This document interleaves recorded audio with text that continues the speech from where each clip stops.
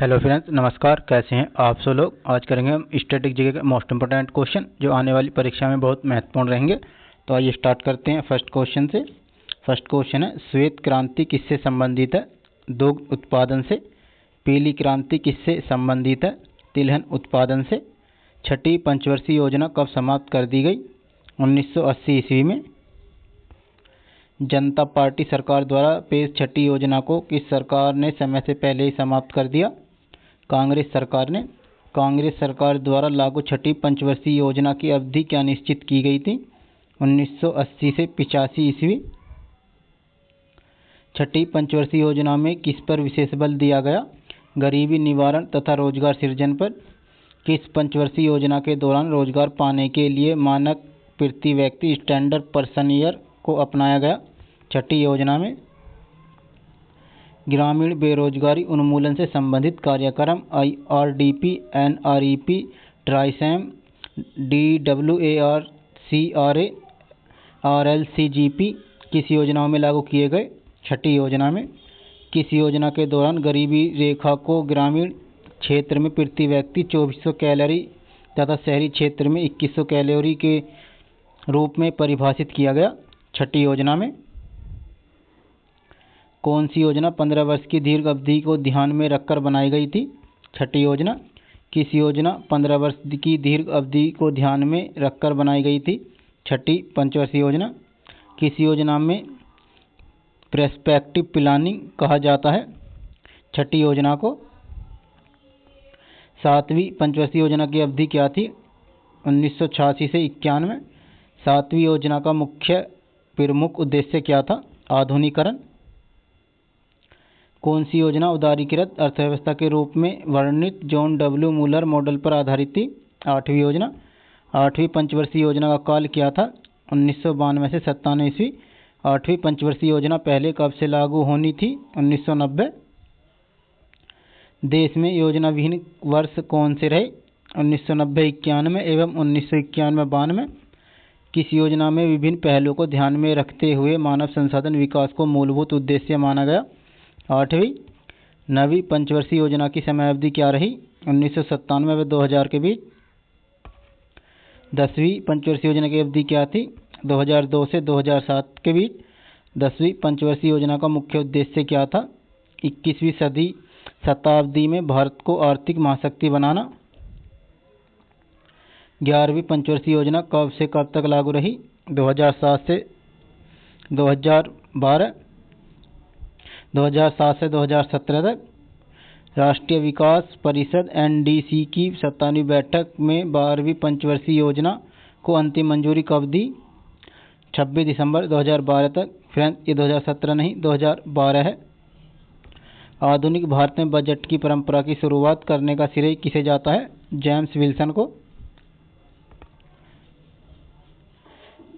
1921 में किस समिति की रिपोर्ट के आधार पर सामान्य बजट से रेलवे बजट को अलग कर दिया गया? एकवर्थ समिति।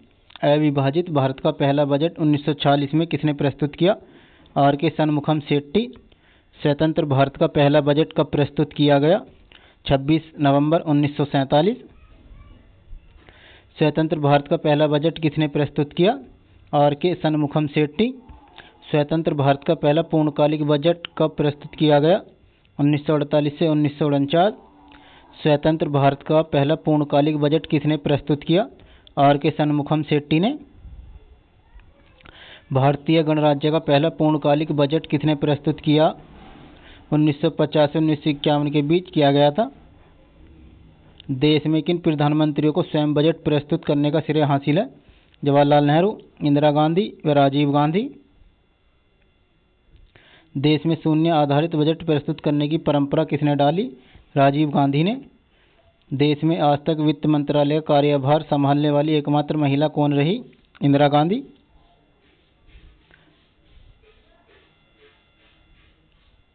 ब्रिटिश पूर्व भारत में किस शासक ने घाटे के बजट को अपनाया था? मोहम्मद बिन तुगलक ने। कार्य का परिणाम या लक्ष्यों की प्राप्ति के आधार पर सृजित बजट क्या कहलाता है? निष्पादन बजट। पूंजीगत प्राप्ति एवं पूंजीगत भुगतानों को किस बजट में शामिल किया जाता है? पूंजी बजट में।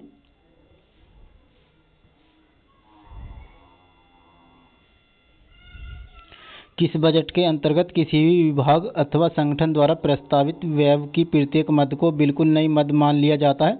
शून्य आधारित बजट।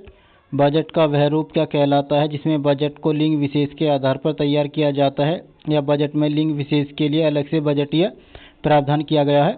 Gender budget.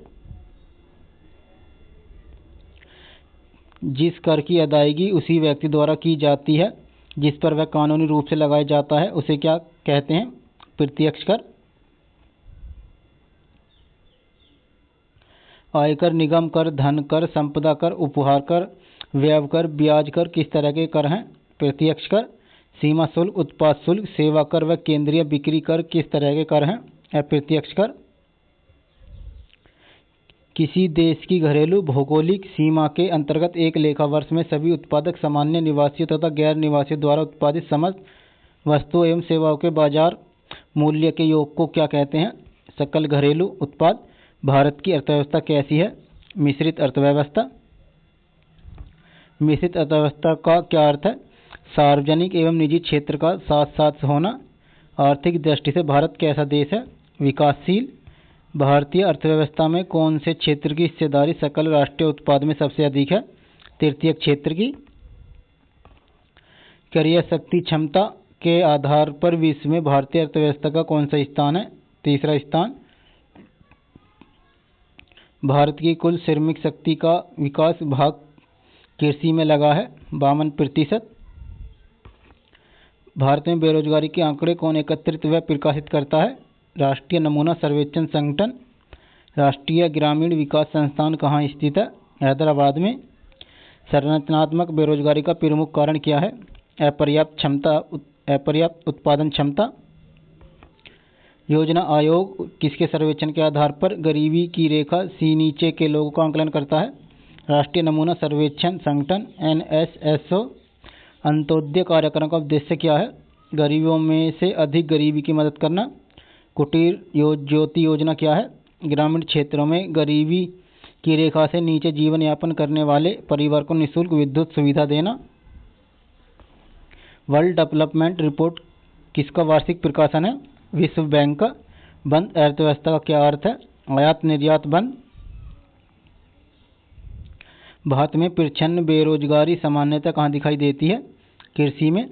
भारत में निर्धनता के स्तर का आंकलन किससे किया जाता है? परिवार के उपभोग व्यय के आधार पर। हरित सूचकांक किसके द्वारा विकसित किया गया था? संयुक्त राष्ट्र पर्यावरण कार्यक्रम द्वारा। भारतीय अर्थव्यवस्था के उदारीकरण का अग्रदूत किसे माना जाता है? डॉक्टर मनमोहन सिंह को।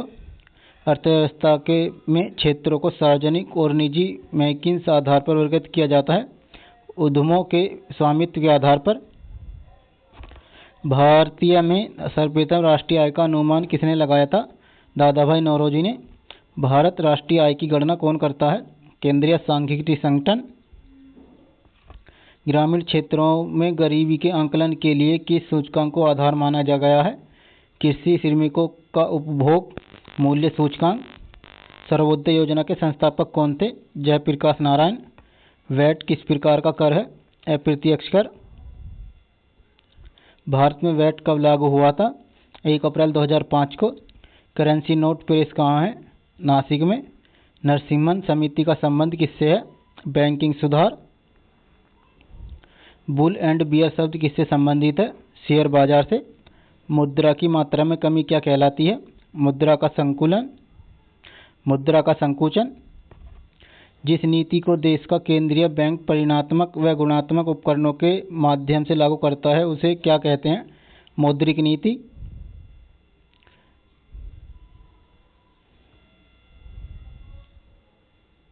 जब सरकार की आय कम तथा व्यय ज़्यादा होता है उस अर्थव्यवस्था को क्या कहा जाता है? घाटे की अर्थव्यवस्था। जब किसी आवश्यकता को कीमत शासन स्थान से प्रस्तुत किया जाता है तो उसे क्या कहते हैं? मांग। जब किसी देश की जनसंख्या की जन्म दर में पर्याप्त कमी न हो तो उसे क्या कहा जाता है? जनसंख्या विस्फोट। आर्थिक वृद्धि का आधार क्या है? उत्पादन। केंद्र व राज्य वित्तीय विवादों का निपटारा कौन करता है? वित्त आयोग।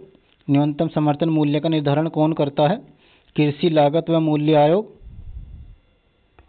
उत्पादन का सबसे गतिशील कारक कौन सा होता है? पूंजी। किसी उद्यमी का सबसे महत्वपूर्ण कार्य क्या होता है? जोखिम उठाना। कागजी मुद्रा जारी करने का पूर्ण अधिकार किसके पास है? रिजर्व बैंक के पास। भारतीय रिजर्व बैंक का राष्ट्रीयकरण कब हुआ? 1949 में। भारतीय रिजर्व बैंक का खुली कार्रवाई का अर्थ क्रय और विक्रय में क्या है? सरकारी बॉन्डों का। सस्ती मुद्रा का क्या अर्थ है? ब्याज की दर कम होना। सरकार अर्थोपाय ऋण कहाँ से लेती है? रिजर्व बैंक से। प्रति व्यक्ति आय ज्ञात करने के लिए कुल आय को किससे भाग दिया जाता है? देश की कुल जनसंख्या से। मुद्रा स्वयं मुद्रा का निर्माण करती है, यह कथन किसके हैं? क्रॉमर के। जिस मुद्रा में शीघ्र पलायन करने की प्रवृत्ति हो क्या कहलाती है? गरम मुद्रा। हिंदू वृद्धि दर किससे संबंधित है? जीडीपी से। भारत की राष्ट्रीय आय का प्रमुख स्रोत क्या है? सेवा क्षेत्र। भारत में राष्ट्रीय आय समको का आंकलन किसके द्वारा किया जाता है? केंद्रीय सांख्यिकी संगठन द्वारा। वह भारतीय राज्य कौन सा है जिसकी वित्तीय लेन देन भारतीय रिजर्व बैंक से नहीं होता है? जम्मू कश्मीर। भारत में सबसे पुराना स्टॉक एक्सचेंज क्या है? Bombay stock exchange. अर्थव्यवस्था में मुद्रा के तुल्य और कीमत स्तर के बीच क्या संबंध होता है? प्रतिलोम। स्टेफलेशन की स्थिति क्या होती है? गतिरोध और मुद्रास्फीति की। IMF के नियमों के अनुसार हर सदस्य को अपनी वैध मुद्रा का सममूल्य अमेरिकी डॉलर के रूप में और अन्य किसी मुद्रा को घोषित करना होता है पाउंड स्टर्लिंग के रूप में। योजना आयोग का गठन कब हुआ? 1950 ईस्वी में। योजना आयोग का अध्यक्ष कौन होता है? प्रधानमंत्री। फ्रेंड्स, वीडियो कंटेंट अच्छा लगा चैनल को सब्सक्राइब कर लें और अपने दोस्तों को वीडियो को शेयर कर दें ताकि उनकी तैयारी बेहतर होती रहे। धन्यवाद।